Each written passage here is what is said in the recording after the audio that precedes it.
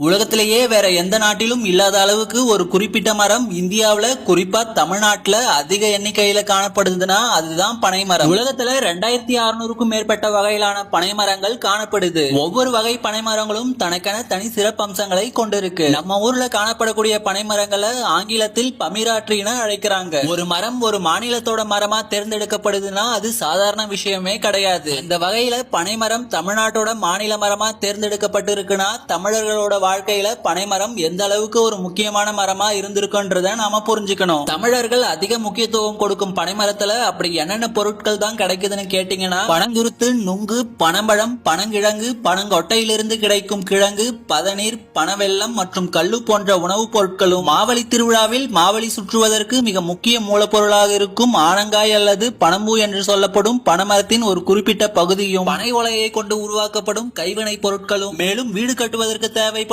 மரம், பனை ஓலை மற்றும் பனை மட்டையிலிருந்து எடுக்கப்படும் நார் முதற்கொண்டு பனைமரம் ஒன்றே கொடுக்கக்கூடியது. இன்னும் சுருக்கமா சொல்லணும்னா பனைமரத்தின் வேர் முதல் பனை ஓலை வரை தமிழர்களின் வாழ்வில் மருந்தாகவும் உணவாகவும் வீடாகவும் ஏன் விறகாகவும் கூட பனைமரம் பயன்பட்டு வருது. கிராமப்புறங்கள்ல வசிக்கக்கூடிய மக்கள் நாக்கில் இருக்கும் மாவை அகற்ற பனை ஓலைகளை பயன்படுத்துவாங்க. இன்று உலகிலேயே அதிக அளவில் பனை வெள்ளத்தை உற்பத்தி செய்யும் இடமாக தமிழ்நாடு புகழ் பெற்றிருக்கு. இந்தியா பனைமரங்கள் செழித்து வளர ஒரு ஏற்ற இடமாக இருந்தாலும் மற்ற மாநிலங்களை விட தமிழ்நாட்டில் அதிக எண்ணிக்கையிலான பனைமரங்கள் காணப்படுவதற்கு மிக முக்கிய காரணம் நம் முன்னோர்கள். பனைமரத்தின் பயனறிந்த நம் முன்னோர்கள் தாமாகவே முன்வந்து பனைமர கன்றுகளை நட ஆரம்பித்ததே இன்று உலகிலேயே அதிக அளவு பனைமரங்களை கொண்ட நாடு இந்தியா.